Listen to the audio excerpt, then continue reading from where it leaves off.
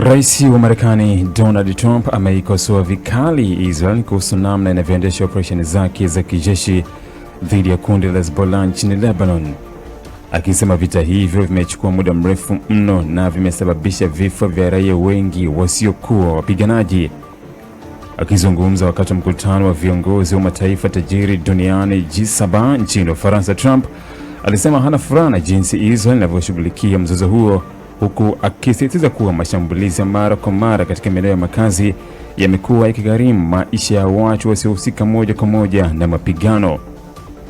Trump alisema kuwa Israel imekuwa ikipambana na Hezbollah kwa muda mrefu kuliko ilivyotarajiwa, hali ambayo kwa mtazamo wake imekuwa ikizidisha madhara ya kibinadamu na kuharibu taswira ya juhudi pana za kidiplomasia zinazohusisha makubaliano kati ya Marekani na Iran. Kwa mujibu wa rais huyo wa Marekani, operesheni za kijeshi zinazohusisha kubomolewa kwa majengo makubwa ya makazi ili kuwafikia wapiganaji wa Hezbollah zimekuwa na athari kubwa kwa wananchi wa kawaida wanaoishi katika maeneo hayo. Katika kauli yake, Trump alieleza wazi kutoridhishwa kwake na mashambulizi ya Israel katika mji mkuu wa Lebanon, Beirut, hasa shambulio lililotokea siku ya Jumapili, muda mfupi kabla ya kutangazwa kwa makubaliano ya muda kati ya Marekani na Iran.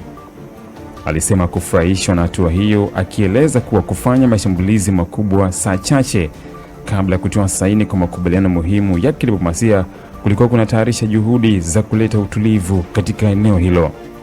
Trump alisisitiza kuwa mzozo wa Israel dhidi ya Hezbollah umeendelea kwa muda mrefu kiasi kwamba sasa unaweka kivuli hasi juu ya kile alichokiita makubaliano makubwa kati ya Washington na Teherani.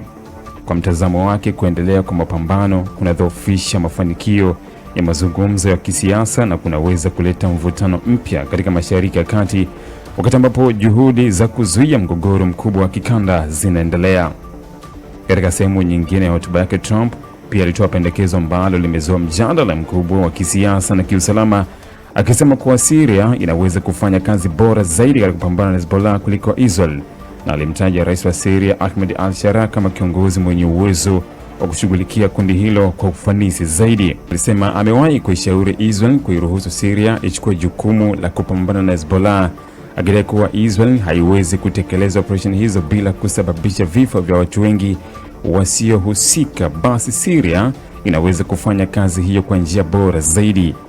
Kauli hii imeonekana kuwa ya kushangaza kwa wengi kutokana na historia ya mvutano kati ya Israel na Syria pamoja na nafasi ya Hezbollah ndani ya siasa za usalama wa Lebanon. Aidha, Trump alimpongeza Ahmed al-Sharaa akisema amekuwa mwenye uwezo mkubwa na ameshirikiana vizuri na Marekani katika masuala mbalimbali ya kikanda. Alidai kuwa rais wa Syria amekuwa akilinda mambo ambayo Marekani imekuwa ikiomba katika eneo hilo, jambo ambalo Trump amesema linaonyesha kuwa Damascus inaweza kuwa mshirika mwenye nguvu katika udhibiti wa ushawishi wa Hezbollah. Kauli za Trump zimekuja wakati mvutano wa kikanda ukiendelea kushika kasi, huku Israel ikiendelea kusisitiza kuwa itaendelea na operesheni zake dhidi ya Hezbollah licha ya shinikizo la kimataifa na juhudi za kidiplomasia zinazolenga kusitisha mapigano. Kwa upande mwingine, Hezbollah imeendelea kujionyesha kama nguvu muhimu ya kijeshi ndani ya Lebanon, huku ikiungwa mkono kwa karibu na Iran, jambo ambalo limeifanya kuwa sehemu muhimu ya hesabu za kisiasa na kiusalama katika Mashariki ya Kati.